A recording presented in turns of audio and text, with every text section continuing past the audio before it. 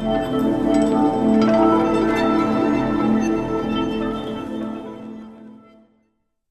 everybody, Coach Sal here, kicking off episode 10. Can't believe it's been 10 episodes already. Today we're going to continue the discussion about timeline superiority and a little bit how it relates to anti-fragility and fragility, but more really looking at this concept of timeline superiority where we think we're better just because of where we are on the timeline. And to highlight that will be a discussion I'm going to have about a TED Talk from 2014 by journalist and author David Epstein. Epstein wrote the book, The Sports Gene, which is really a must read. It's an exploration into how genetics affects sports performance. And the book I'm featuring here on the old bookcase is The Development of Physical Power. That is a 1990s reprint of a 1906 book by one of the original strongmen and public figures that was recognized as being an advocate for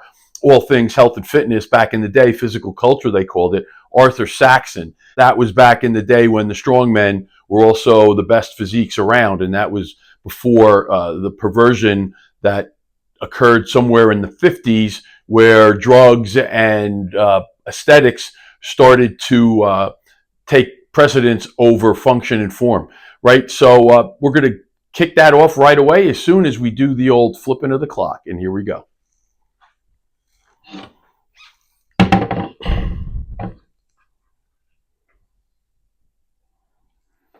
All right, so we're going to delve into Epstein's talk at TED. And for some, it might be a real eye-opener, comparing Usain Bolt, who at the time had just set the world record in the 100-meter, with Jesse Owens. Now, you're talking about 2013 versus 1936. And what Epstein found was pretty eye-opening, not pretty eye-opening, very eye-opening, and that when you accounted for, well, let's take it back a step. You watch that video back to back and or side by side, I should say. What they did was they had side by side superimposed videos, and you could see that Bolt won by 14 feet. And they did something interesting. They started to look at the technology that surrounded both races and the differences in that technology. And by technology, it's everything from the timing to the track to the equipment to the accessories that make a big difference. Most obvious difference is the track. You have a track that's designed not to dampen the forces that the runners put into it when they put their foot in the ground, actually can amplify that force, versus the cinder track that Jesse Owens ran on in 1936, which actually absorbs energy from the runner, which makes you slower. Right there, that's a huge difference. Certainly the shoes were different. Modern shoes, much better. A huge difference was the starting block, which literally is a starting block today. You've seen, if you've watched track, you've seen how these athletes are adjusting them that are anchored into the ground, so they have a firm position from which to push off from. Jesse Owens and the sprinters of the day on the cinder tracks literally had a hand trowel and would dig a foothold and dig the footholds that they needed that were necessary for them to get the proper starting position. Those are enormous differences. When you look at the times, Owens ran a 10.2 and Bolt ran a 9.77. Now, when you make allowances for all of the technological edges had by Bolt, the difference between the two was about a stride. So you can make a very good assumption, a good high-level assumption, that one stride could have been the result of some of the modern training advantages that Bolt had. And it's not this evolutionary leap in performance and capability from 1936 to 2013. It's the evolution of technology. We look better, but we really aren't better. We haven't even talked about the timing mechanism, which certainly is responsible for a fraction or two of that record of or of the times being run back in the day compared to the computerized times that we have today. And really, you could look at the 100-meter, 100-yard dash as being the height of athleticism. The sprint technique, the all-out, full-on sprint technique, is the most intense expression of athleticism there is. That's why athletes who do not work on their sprint technique and do not have proper sprint technique will never be as successful, will never reach the highest level of performance they can reach unless they can sprint properly. All of this agility ladder work, all of these structured, pre-designed agility drills that are rampant, that are the only things, or 99% of the things most of coaches work on, that's setting up a false expectation. You can't teach the sprint, and if you can't sprint properly, all of those other drills are not effective or less effective than they can be. We're looking at really the modern era of sports, 1936 to the present day.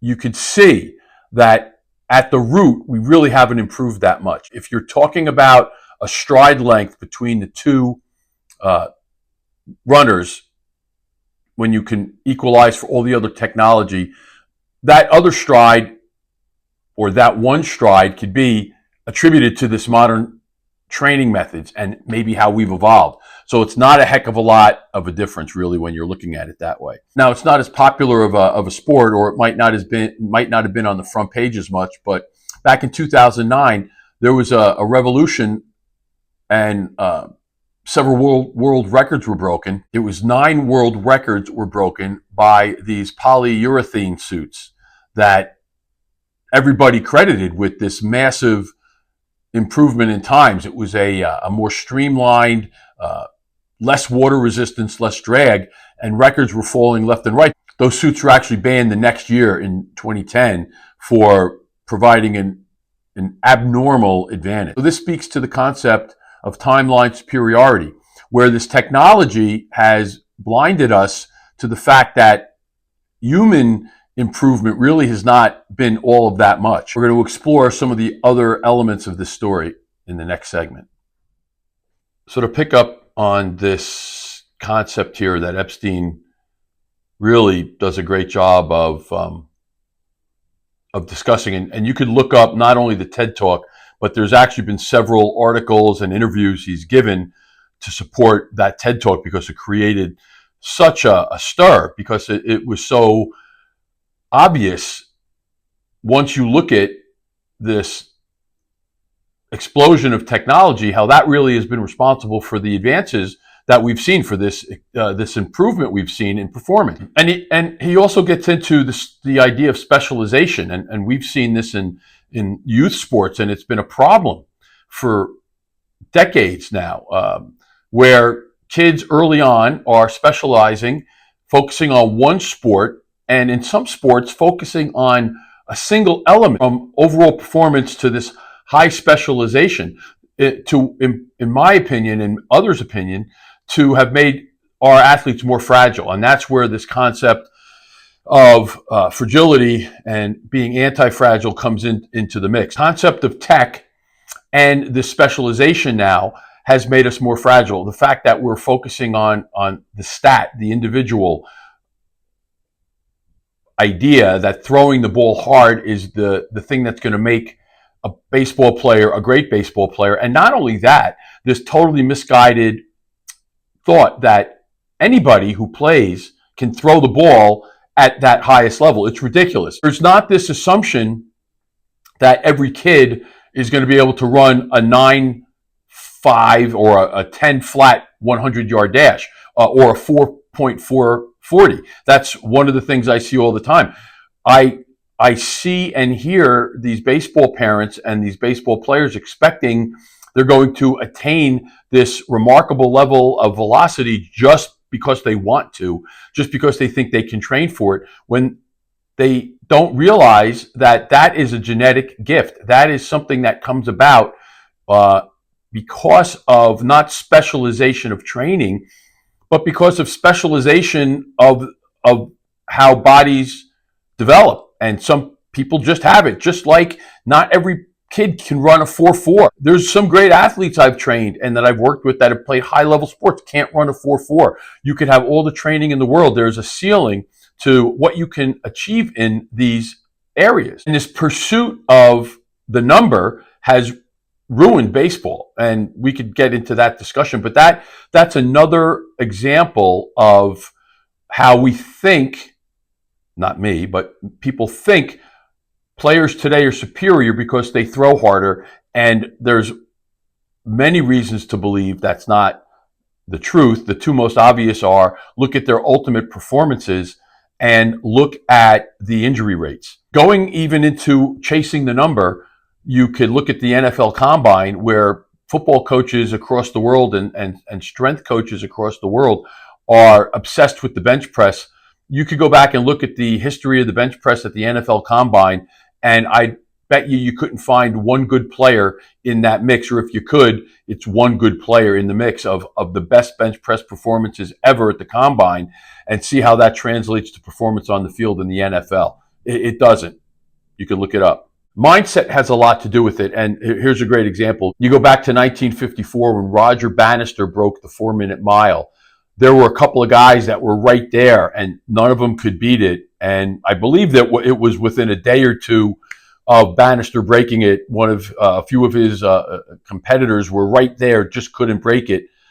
He broke the 4-minute mark, and then within a short period right after that, a whole bunch of other guys broke the barrier. Now, just as interestingly, if you take those 4-minute mile times and allow for the differences in the track between cinder of the old day and the composite track of today, half of those 4-minute miles are now not 4-minute miles. They're over 4 minutes.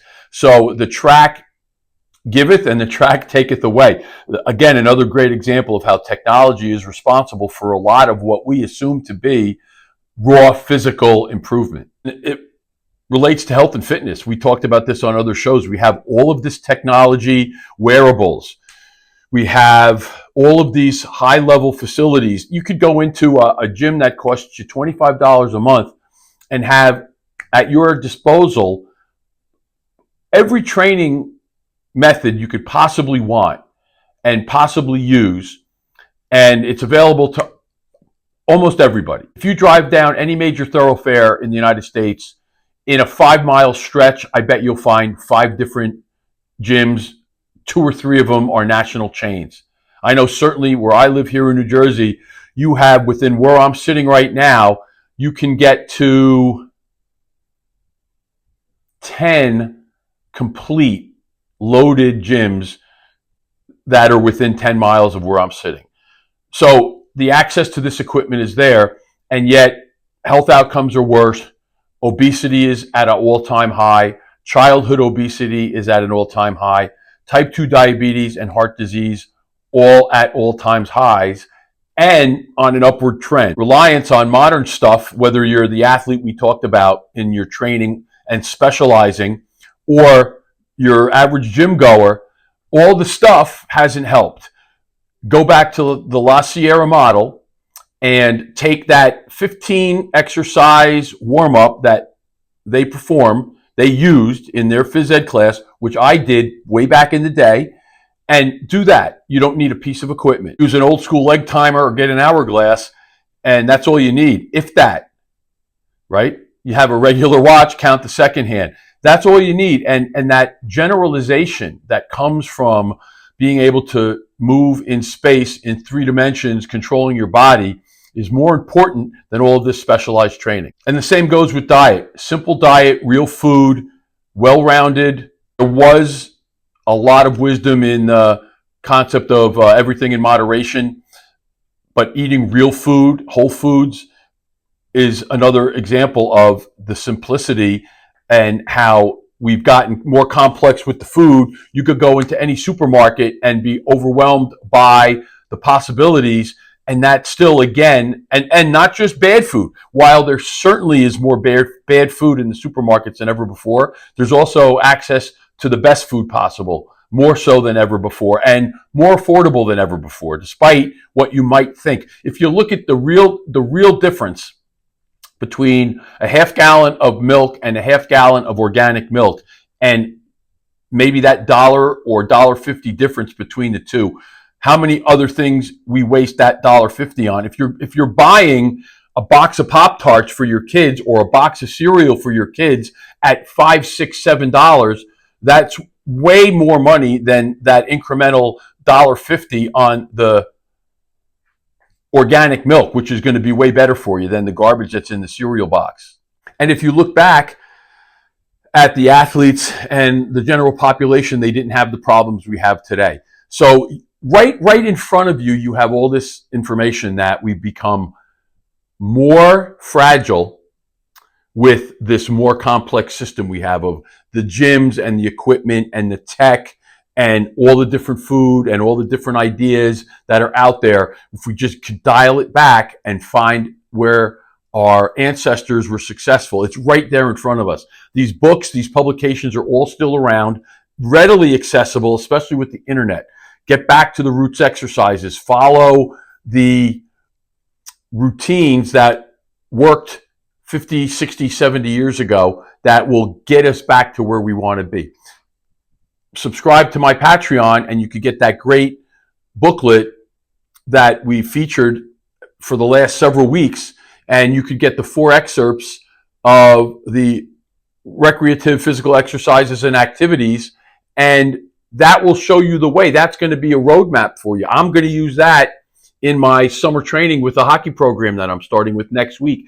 The first session is going to be some from the La Sierra and some from that booklet. And we're going to combine that and really start to build this group of resilient, well-balanced kids that are not going to be fragile. So check me out on X, at Sal Marinello. You can email me at any time, coachsalm@proton.me.